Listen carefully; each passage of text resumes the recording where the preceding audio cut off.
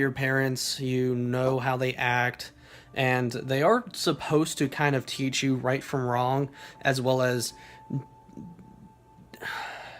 relationship right and wrongs. Like, okay, son, or no, not son. It'll be like, okay, I'm a dad. I have a daughter. I'm going to teach her by example, and I'm going to act a certain way now that I'm a parent. Set the right example, and I'm going to try and subliminally, basically, teach her what kind of man she should be with. Which a lot of people, they don't do that anymore. There's a lot of people that become parents because they don't know how to act. Like, there's a lot of people, again, that thug life. It's like, yeah, that's my baby mama. Fucking baby mama bullshit. Um, which, I'm sorry. I know that I was a sheltered child and everything. And maybe it's the fact that I was a kid. And I was also a kid in the 90s. So a lot of things are different then. Like, nowadays, it's a very common term to hear baby mama, baby daddy. At least in the Ohio area. I feel like I didn't hear it a lot when I was in California.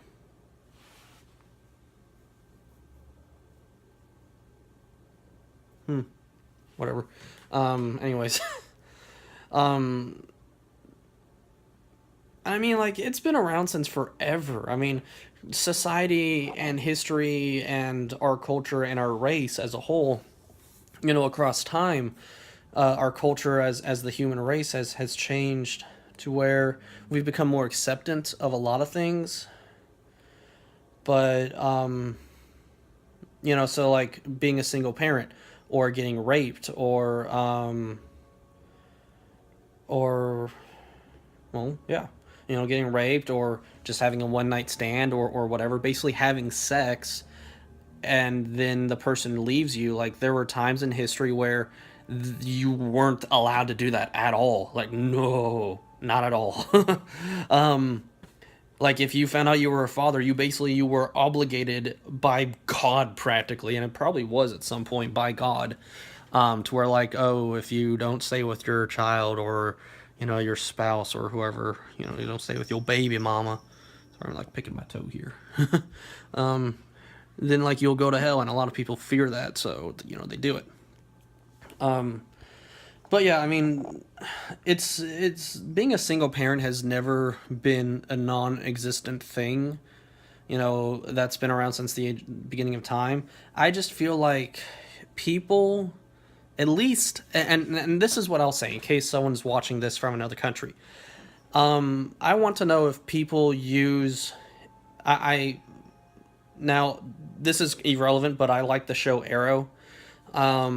And in season 2, he meets up with a Russian and everything, and he says there is not a word in Russian for optimism or optimist. Like, there's not a word in that language, in that dialect, that translate or means that. Like, I guess optimism is not a thing in Russia. I don't know. So if I have any Russian viewers, I honestly, cool,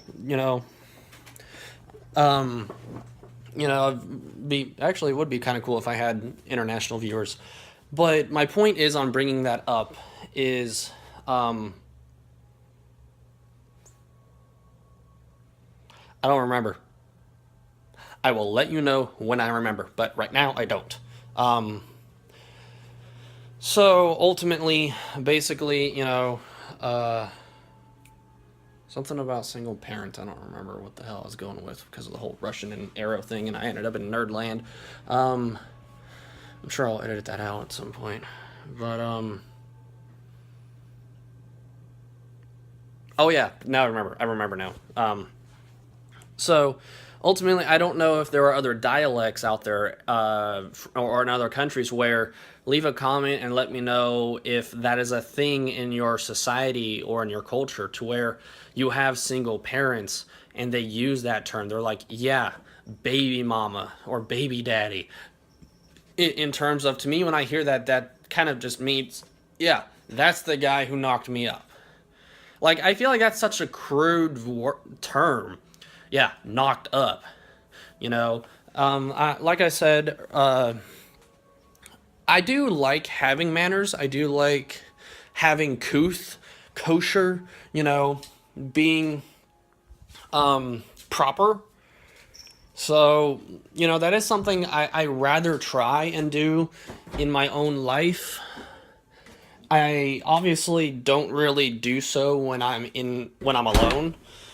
Raina, my girlfriend, she complains about that all the time. I won't be proper. I won't be mannerful. I won't be couth or whatever terminology. Let me know if you think that those words mean the same thing. To be proper, a proper person, a proper whatever human being. If that means the same thing in your mind as having manners, or couth, to be couth, or kosher. Because I know growing up, I am aware that kosher is actually a Hebrew and Jewish terminology. Like, it's a way that they bless their food, and means that it is like spiritually sterile, so to speak. Now, I know that's probably not the best terminology, but essentially, from my understanding. So, if I have any Jewish viewers, please, I actually do want to learn about your religion and your faith and your terminology. I find it very interesting, and maybe one day I'll convert. I don't know. So ultimately, it's like we got kosher salt, and they say that's good for Passover, and it's good for Callie messing with our Christmas tree. But growing up, basically, to try not to ramble, I know that it's a Jewish word and terminology driven, but growing up, you know, I wasn't Jewish, but we had this phrase saying that's not kosher. I don't know if anyone's ever heard that. Let me know because I'm curious. And also do me a favor. If you do, if you type in the comments and say, yeah, I've heard, I use that saying all the time or whatever, leave a general location of where you're at because I will find you. No. Because I'm curious of things that go across cultures and everything. I mean, here in the United States, there's practically a different culture, a different way that people speak, and different way people hold themselves in every region, in every state.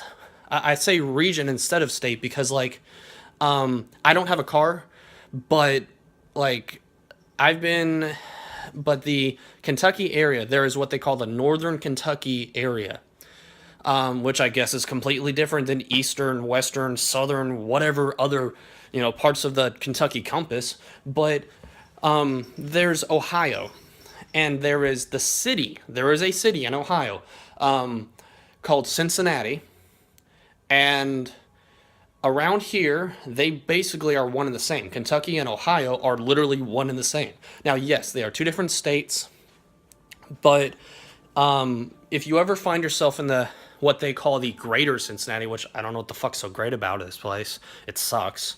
I look around and I see a lot of mockery and mimics, like downtown, a lot of the architect and buildings look like they mimic downtown New York or other places like that. So yeah, there's a lot of things in downtown that seem like they're just trying to steal from other places and say that we're better. That's why we call ourselves the Greater Cincinnati. Now, haters, trolls, go fuck yourself. I don't know the historical significance of calling Cincinnati that, the Greater Cincinnati area. Well, that's what it is. It's not just a city, it's an area. Like, I'm in Batavia. Now you know where I live, for now. Which, there are different areas. There's an area called Eastgate. There's an area called Northgate. There's an area called Southgate. For some unknown reason, there's no Westgate. I guess it doesn't flow. It doesn't sound as good. But, these are all different areas. Like, I'm a good 30 minutes from downtown Cincinnati. Now, I'm originally from San Diego, California. Unfortunately, if anyone is from there, you'll say you don't sound like you're from California. You have a bit of an accent. Okay, well, first off, I've been over here for going on like 8 years. So when you've been in an area for a while, you tend to actually adapt.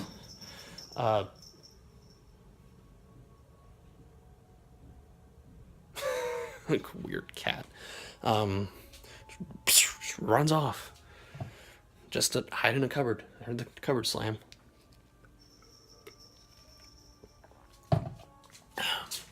I've been over here for a while, and I actually sounded like I was from San Diego for a good while until I met my ex. My ex Cassandra, bitch.